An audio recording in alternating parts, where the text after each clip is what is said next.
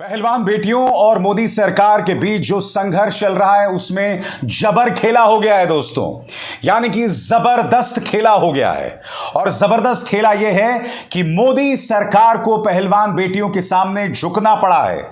मगर साथ ही मैं अपने इस कार्यक्रम में यह सवाल भी उठा रहा हूं कि क्या मोदी सरकार पर विश्वास किया जा सकता है। इस पूरे घटनाक्रम की क्रोनोलॉजी में आपको बतलाना चाहता हूं। कल देर रात अनुराग ठाकुर जो कि खेल मंत्री हैं और पिछली बार भी आपको याद है पहलवानों के साथ लगातार उनकी बातचीत हो रही थी, वो एक ट्वीट करते हैं जिसके अंतर्गत वो कहते हैं कि मैं खिलाड़ियों के साथ बातचीत करने को तैयार हूं। आज दोपहर दोनों पक्ष आमने सामने होते हैं, अनुराग ठाकुर और खिलाड़ियों की बात करें तो बजरंग पुनिया के साथ साथ विनेश फोगाट और साक्षी मलिक भी इस बातचीत में शामिल होते हैं। वो बातचीत जो करीब 6 घंटे तक चलती है और उस बातचीत के बाद ये बड़े फैसले लिए जाते हैं जो मैं आपको बतला रहा हूं। नंबर 1, अगले एक हफ्ते में यानी 15 जून तक दिल्ली पुलिस इस मुद्दे पर नई चार्जशीट पेश करेगी और यह प्रमाण देगी, यह सबूत देगी कि वो इस मुद्दे की जांच को लेकर गंभीर है। नंबर 2, जल्द कुश्ती संघ के चुनाव करवाए जाएंगे और बृजभूषण शरण सिंह ही नहीं बल्कि उसके आसपास से जुड़े लोग जो हैं, उससे जुड़े फिजियोथेरेपिस्ट, उससे जुड़े तमाम कोचेस को भी कुश्ती संघ के चुनावों से दूर रखा जा रहा है। नंबर 3, अगले एक हफ्ते के लिए तमाम जो आंदोलन है उसे स्थगित किया जाएगा। मैं आपको बतला दूं, जब गृह मंत्री अमित शाह की मुलाकात साक्षी मलिक, बजरंग पुनिया और विनेश फोगाट से हुई थी, उसी के बाद रहस्यमय तरीके से खिलाड़ियों के रुख में नरमी आई थी और उन्होंने नौकरी दोबारा ज्वाइन कर ली थी। हालांकि खाप जो है या किसान उससे खुश नहीं थे। और उसके बाद आपको याद होगा, चाहे साक्षी मलिक हो, चाहे विनेश फोगाट हो, चाहे बजरंग पुनिया हो, सभी ने बयान जारी किया था जिसमें उन्होंने कहा था कि हम इस नौकरी को ठोकर मार सकते हैं।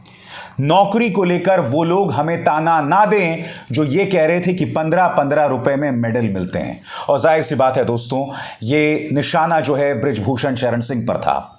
मगर खिलाड़ियों का ये जबरदस्त तंज कि हम नौकरी भी छोड़ सकते हैं, कहीं ना कहीं सरकार के लिए भी संकेत था। उसके बाद जो पंचायत की बैठक होती है, जब राकेश टिकैत उस बैठक से बाहर आते हैं तो वो खुद कहते हैं कि आंदोलन के चलते हुए अगर खिलाड़ी नौकरी दोबारा ज्वाइन कर रहे हैं तो उसमें कोई दिक्कत नहीं है, इससे आंदोलन कमजोर नहीं होता है।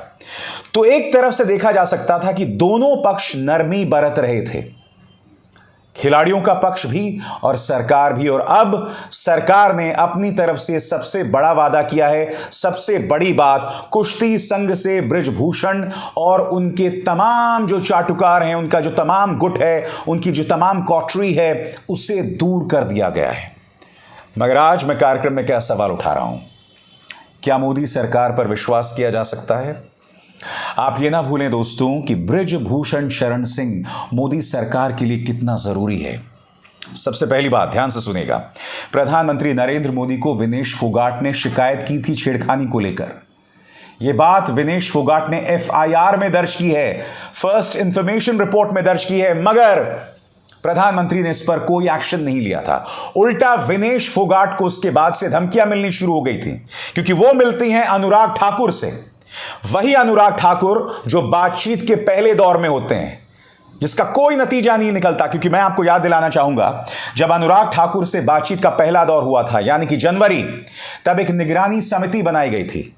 उस निगरानी समिति के सामने तमाम कोचेज ने बड़े बड़े बयान दर्ज करवाए थे, जिसमें एक सनसनीखेज बयान था। और उसमें क्या था कि देर रात को गाड़ियां आती हैं और महिला खिलाड़ियों से कहा जाता है कि साहेब, प्रेसिडेंट साहिब के पास चलो, यानी बृजभूषण शरण सिंह के खिलाफ चलो।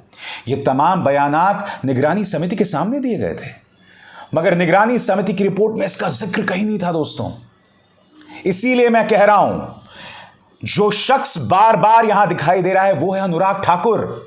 क्या अनुराग ठाकुर पर विश्वास किया जा सकता है? वो अनुराग ठाकुर जिसने विश्वासघात किया था विनेश फोगाट के साथ। विनेश फोगाट ने जो जो बात अनुराग ठाकुर को कही थी, एक एक बात बृजभूषण शरण सिंह के पास पहुंच गई। कहने का अर्थ क्या है? कहने का अर्थ यह है कि बृजभूषण शरण सिंह एक राजनीतिक बाहुबली है। उसका दबदबा कम से कम 3 लोकसभा क्षेत्रों में है। क्या मोदी सरकार ऐसे में बृजभूषण शरण सिंह के खिलाफ कार्रवाई करेंगे?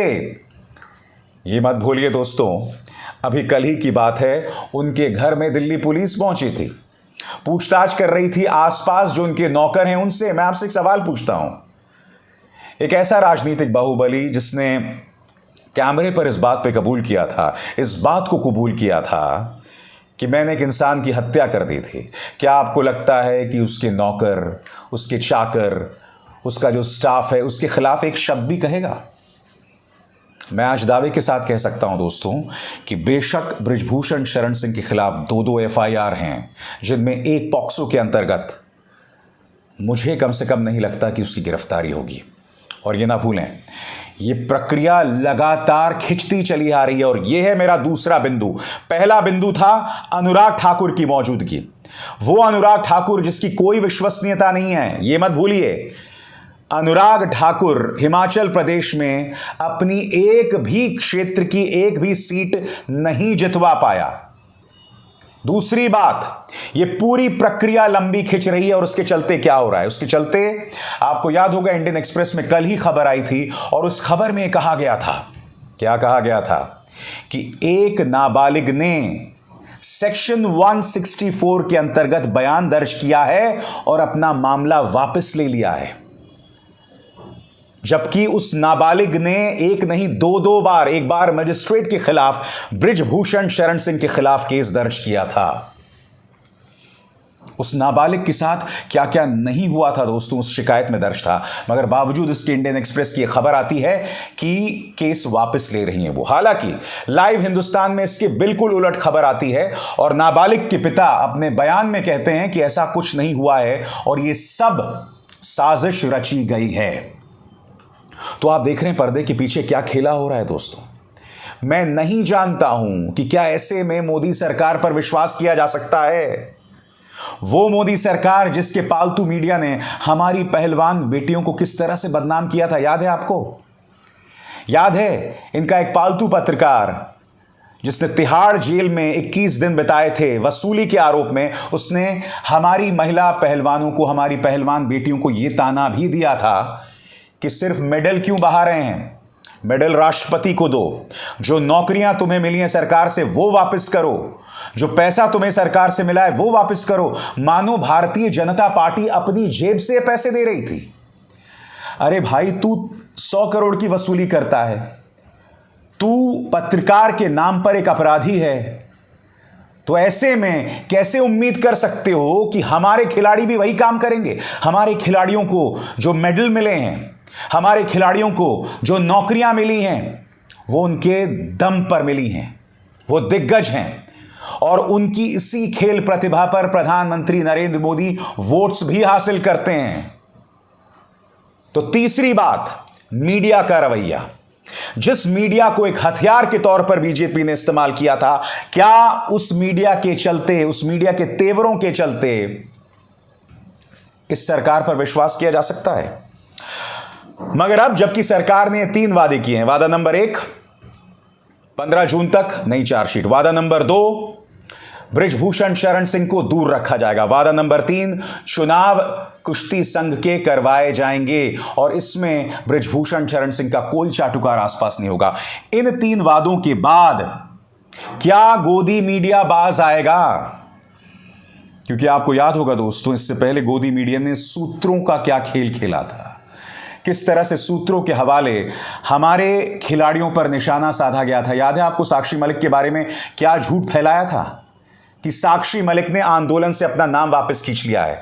और उसी दिन आपको याद होगा आज तक न्यूज चैनल के खिलाफ एक प्रोपेगेंडा चला था, एक अभियान चला था कि आज तक का बहिष्कार करो। मुद्दा सिर्फ आज तक का नहीं था, चाहे रिपब्लिक हो, जी न्यूज हो, एबीपी न्यूज हो, एनडीटीवी हो, सबने साक्षी मलिक को लेकर गलत बयानी की थी, सभी चैनल्स ने किया था। यानी कि अमित शाह से मुलाकात होती है और फिर यह झूठा बयान हर जगह चला दिया जाता है। मैं फिर पूछ रहा हूं, हमारे खिलाड़ी नर्म पड़े हैं, 7 दिन तक आंदोलन नहीं करेंगे, 15 जून का इंतजार करेंगे, मगर जो सरकार पर्दे के पीछे ये तमाम खेल करती है, क्या उस पर विश्वास किया जा सकता है? आज जो तमाम बातें मैं आपके सामने रख रहा हूं, ये पूरी तरह से तथ्यों पर आधारित हैं और इसे नजरअंदाज नहीं किया जा सकता। मैं उम्मीद करता हूं कि दूध का दूध और पानी का पानी होगा और हमारे खिलाड़ियों को इंसाफ मिलेगा। अभिसार शर्मा को दीजिए इजाजत। नमस्कार। स्वतंत्र और आजाद पत्रकारिता का समर्थन कीजिए, सच में मेरा साथी बनिए। बहुत आसान है दोस्तों, इस ज्वाइन बटन को दबाइए और आपके सामने आएंगे ये 3 विकल्प, इनमें से एक चुनिए और सच के इस सफर में मेरा साथी बनिए।